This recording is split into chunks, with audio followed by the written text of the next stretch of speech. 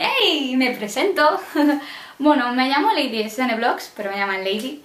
Y soy adicta a los diamantes. Y voy a hacer los jueves aquí, en Cada Loco, con su tema.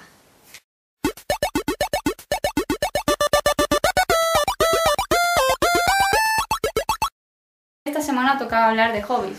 El hobby que es el número uno para mí, que es el mejor, que con el que más utilizo de todos, es este. Soy aficionada al skate. Hay otros que, por ejemplo, está o en editar vídeos, grabar. Soy un poco adicta también a la Play.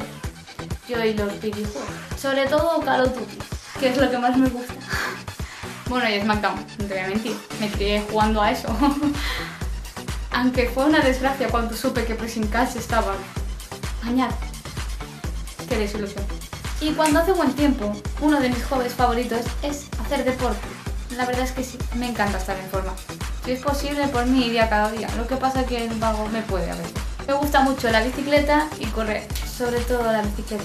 Y bueno, esto ha sido todo. Desde aquí finalizo el vídeo del jueves y nos vemos todos los jueves. Os espero. ¡Chao!